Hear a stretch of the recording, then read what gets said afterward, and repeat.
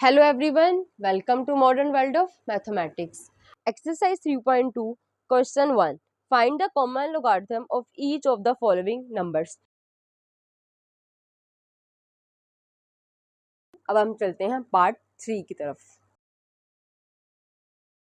तो जी question number 1 का part number 3 मैंने राइट कर लिया है। अभी से हम सॉल्व कर लेते हैं। सबसे पहला काम हमारा क्या होता है जी, इसे साइंटिफिक नोटेशन में कन्वर्ट करना। तो हम लोग क्या करते हैं, हम इस पॉइंट को लेके जाते हैं अपने पहले नॉन जीरो डिजिट के बाद। जब मैं इसे प्लेस करूंगी इधर, तो मैं किस साइड को मूव कर रही हूँ, मैं राइट साइड को मूव कर रही हूँ। यानी कि मैं अपनी डेसिमल वैल्यू को अब मल्टीप्लाई करवाऊंगी 10 की पावर -n, यानी कि नेगेटिव ऑफ n के साथ। तो पहले मैं इसे लिख लेती हूँ 3, डेसिमल को यहाँ प्लेस करवाया, पॉइंट ये वाला 2 एज इट इज, और फिर मल्टीप्लाई 10 की पावर -n माइनस, अब मेरा n क्या है वो हम देख लेते हैं। मैंने डेसिमल को यहाँ से उठाया और यहाँ पे ले आई। बीच में कितनी वैल्यूज है, 1 2 3 4 वैल्यूज है। इट्स मीन के यहाँ पे क्या आएगा 4। मेरी साइंटिफिक नोटेशन में कन्वर्जन आ गई। फिर हम देखते हैं अपना कैरेक्टरिस्टिक्स ऑफ लोगारिथम। मेरे पास 10 की पावर जो भी होगी वो मेरे पास क्या होगा, मेरा कैरेक्टरिस्टिक्स ऑफ लोगारिथम। अब अगर आपको याद हो तो लास्ट वीडियो में मैंने आपको बताया था इस -4 को ऐसे नहीं लिखते, इसको लिखते हैं 4। अब साथ नेगेटिव साइन है तो इसको हम बार में लिख देंगे। तो आपने इसको ऐसे हरगिज नहीं लिखना। ओके, यहाँ से आपको मैंने कन्वर्जन करके बताई। हम स्टूडेंट्स क्या करते हैं, -4 लिख देते हैं, लेकिन जब हम लोगारिथम्स की बात करते हैं तो वहाँ पे नेगेटिव वैल्यू नहीं होती। इसका मतलब है 4 बार। तो अब हम चलते हैं मैंटिसा ऑफ लोगारिथम की तरफ।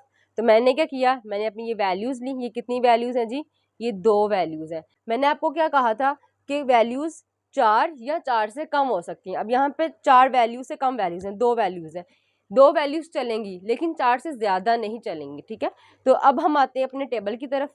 मेरे पास वैल्यू क्या है 32 और पहला पेयर है। पहले पेयर को हम क्या करेंगे, यहाँ पे लोकेट कर लेंगे।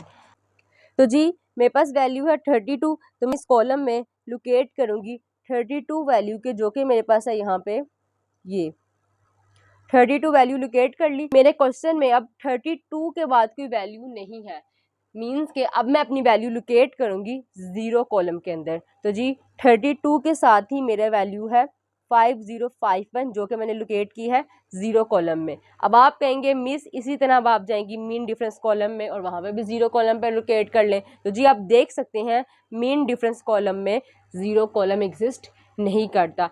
इट्स मीन के जो हमारे पास मैंटिसा है हमारे गिवन क्वेश्चन का, वो हमारे पास सिर्फ और सिर्फ यही है 5051। तो मैं इसको राइट कर लेती हूँ।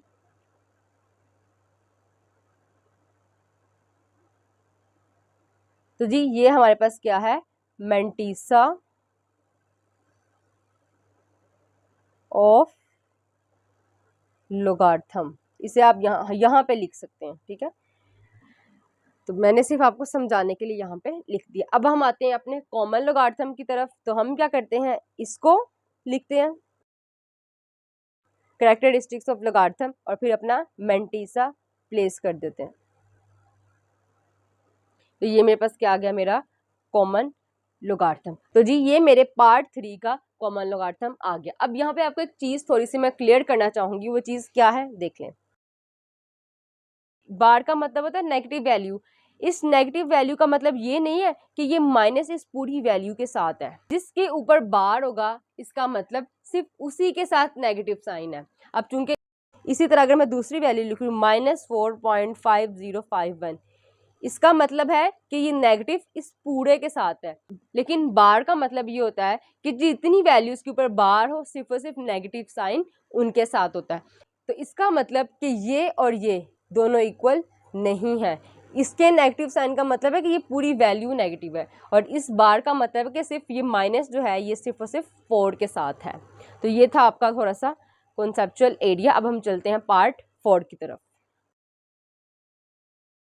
तो जी क्वेश्चन नंबर 1 का पार्ट 4 मैंने राइट कर लिया है। अब इसको हम सॉल्व कर लेते हैं। अगेन वही काम हमने फाइंड क्या करना है, कॉमन लोगारिथम। तो सबसे पहला हमारा स्टेप होता है कि इसको हम कन्वर्ट करते हैं साइंटिफिक नोटेशन में।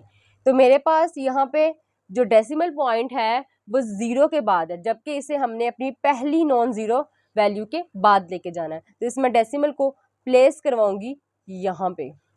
मैंने किस साइड को मूव किया, मैंने राइट साइड को मूव किया, यानी कि अब मैं अपनी वैल्यू को मल्टीप्लाई कराऊंगी 10 की पावर -n के साथ।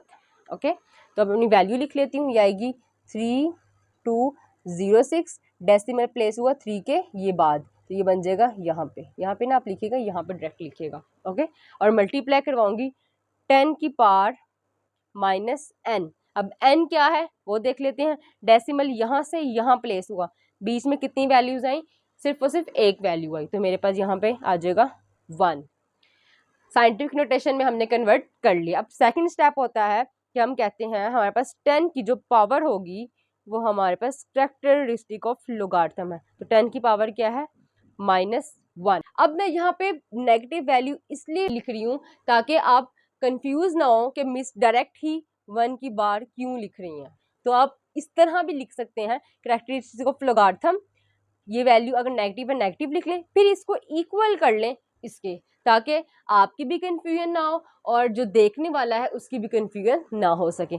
तो लिखने का तरीका क्या है, क्या पहले आप माइनस में लिख लो, बाद में आपको ये चीज़ इक्वल है इसके। तो जी मेरा कैरेक्टरिस्टिक ऑफ लोगारिथम आ गया। अब हम चलते हैं मैंटिसा ऑफ लोगारिथम की तरफ। तो मेरे पास ये वैल्यू क्या है जी, 3206। मैंने इसके लिए मैंटिसा ऑफ लोगारिथम निकालना है। तो आप देखें ये 4 वैल्यूज़ हैं, 4 हो तो चलता है। अब हम चलते हैं अपने टेबल की तरफ। तो जी ये है मेरे पास टेबल ऑफ लोगारिथम्स। मैंने अपने पहले पेयर ऑफ वैल्यू को लोकेट करना है इस कॉलम के अंदर। तो मेरा पहला पेयर ऑफ वैल्यू क्या है जी, 32 और फिर है 06। तो हम पहले लोकेट करेंगे 32 वैल्यू को। तो जी इस कॉलम में मूव करते हुए हम ढूंढेंगे अपनी 32 वैल्यू। तो जी ये है मेरे पास मेरी 32 वैल्यू। अब हम मूव करेंगे राइट साइड को।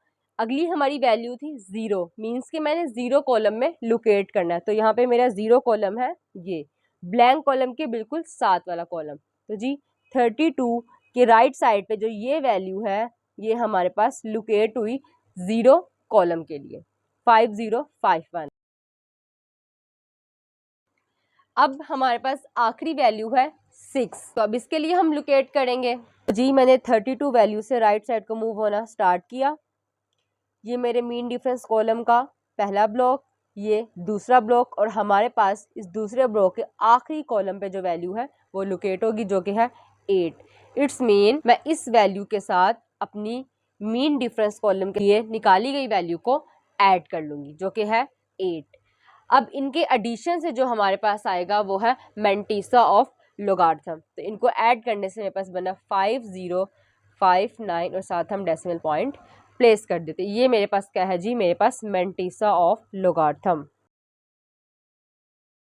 तो जी हमने कैरेक्टरिस्टिक ऑफ लोगारिथम भी फाइंड कर लिया, मैंटिसा भी फाइंड कर लिया। अब हम चलते हैं इस गिवन नंबर के कॉमन लोगारिथम की तरफ। तो जी कॉमन लोगारिथम हम कैसे निकालते हैं, हम पहले अपना कैरेक्टरिस्टिक लोगारिथम प्लेस करते हैं, उसके बाद अपना मैंटिसा प्लेस कर देते हैं।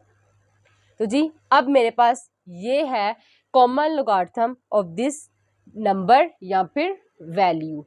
तो होप सो आपको क्लियर हुआ होगा कि किस तरह हम कॉमन लोगारिथम फाइंड करते हैं। थोड़ा सा ओवरव्यू दे देती हूँ। सबसे पहला हमारा स्टेप होता है कि हम अपने गिवन नंबर को साइंटिफिक नोटेशन में एक्सप्रेस करते हैं। सेकंड स्टेप में हम कैरेक्टरिस्टिक्स ऑफ लोगारिथम फाइंड करते हैं, और थर्ड स्टेप में हम अपना मैंटिसा फाइंड करते हैं। इसी तरह फोर्थ स्टेप में हम क्या काम करते हैं, कैरेक्टरिस्टिक्स और मैंटिसा को कंबाइन करके हम अपना कॉमन लोगारिथम फाइंड कर लेते हैं। तो जी ये थी हमारी आज की वीडियो, जिसमें हमने एक्सरसाइज 3.2 का क्वेश्चन नंबर 1 कंप्लीट किया। नेक्स्ट वीडियो में हम स्टार्ट करेंगे क्वेश्चन नंबर 2। अभी तक के लिए इतना ही। टेक केयर, अल्लाह हाफिज़।